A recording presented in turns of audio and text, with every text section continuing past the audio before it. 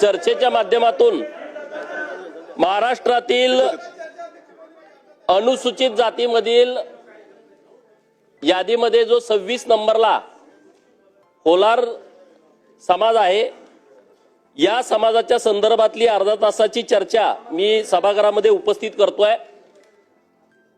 अत्यंत मागासलेला हा समाज आहे। शैक्षणिक दृष्ट्या, सामाजिक दृष्ट्या, आर्थिक दृष्ट्या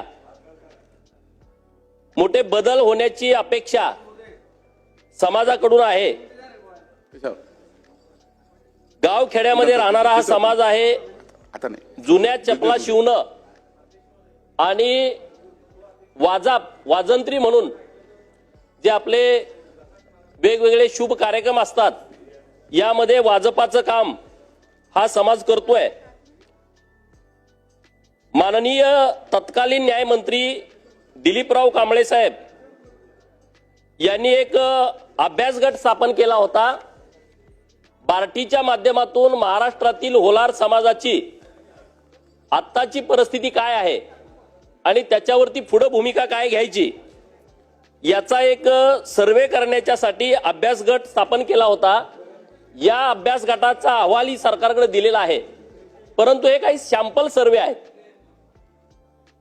या समाजाचा सर्वे हा मोठ्या प्रमाणात होण्याच्या दृष्टिकोनातून एक आयोग स्थापन करण्याची मागणी मी आपल्या माध्यमातून सरकारकडे करतोय। सरकार अभ्यास आयोग स्थापन करणार का, हा माझा पहिला स्पेसिफिक प्रश्न आहे।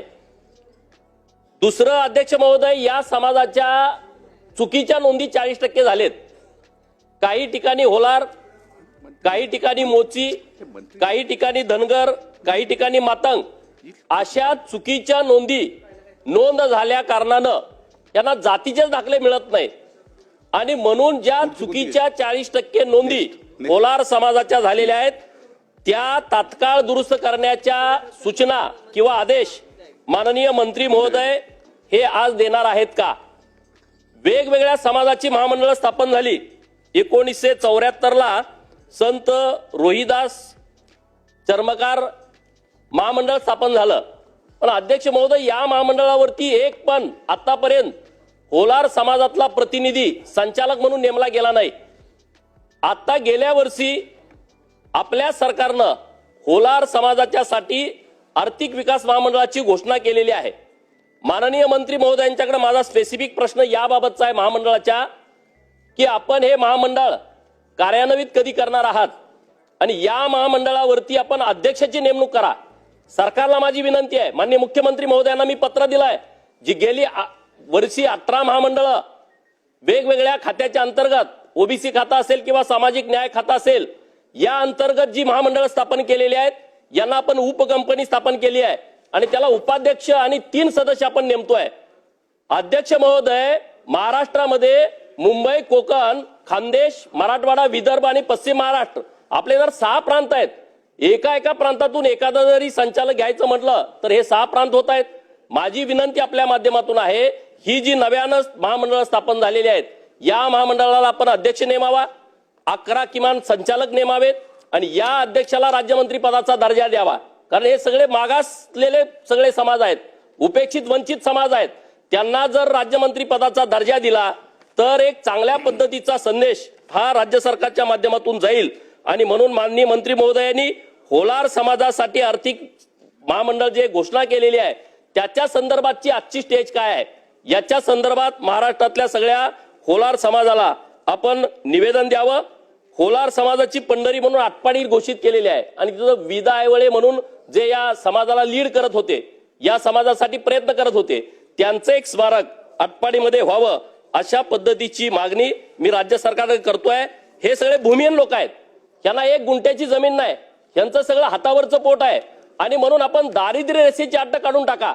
भूमिहीनांना जमीन देताना दारिद्र्य रेषेची अट काढून टाकावी, त्यांना उत्पन्नाची अट टाका, 1 लाख उत्पन्न, 2 लाख उत्पन्न आणि त्या उत्पन्नाची अट यामध्ये टाकून त्यांना आपण जमीन वितरित करणार आहात का, असे माझे स्पेसिफिक काही प्रश्न आहेत। माननीय मंत्री महोदयांनी कार्यक्रमामध्ये नातेपुतेला मला वाटतं मोठा मेळावा झाला आणि सामाजिक न्याय खात्याचे मंत्री महोदय सिरसाट साहेब त्या कार्यक्रमाला उपस्थित होते आणि त्यांनी खूप चांगल्या पद्धतीनं तिथं सुद्धा समाजाला आश्वासित केलेलं आहे। तर त्याची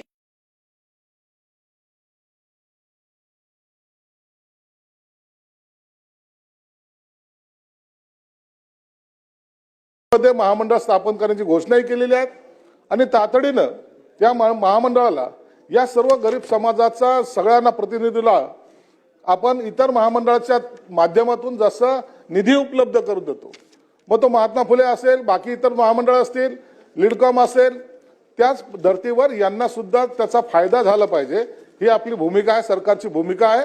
म्हणून 50 कोटीचं त्यांना त्या महामंडळासाठी आपण एक निधी राखीव केलेला आहे आणि लीडकॉमच्याच माध्यमातून या महामंडळाची स्थापना होते. म्हणून या काही दिवसातच हे महामंडळ अस्तित्वात येईल आणि पर्टिक्युलर होलार समाजातील जे काही महत्वाचे, ज्यांनी आतापर्यंत या समाजासाठी लढा दिलेला आहे किंवा लीड केलेला आहे, अशा लोकांनाच या महामंडळामध्ये घेण्यात येईल. मला वाटतं आयोगाच्या बद्दल सुद्धा किंवा पुन्हा यांची जनगणना करण्यासंदर्भात सुद्धा या शासन लवकर निर्णय घेईल. परंतु एक निश्चित आहे का हा होलार समाज अत्यंत मायनॉरिटीमध्ये आता आपण पाहतोय, त्याला न्याय द्यायचं काम हे सरकार निश्चित करेल.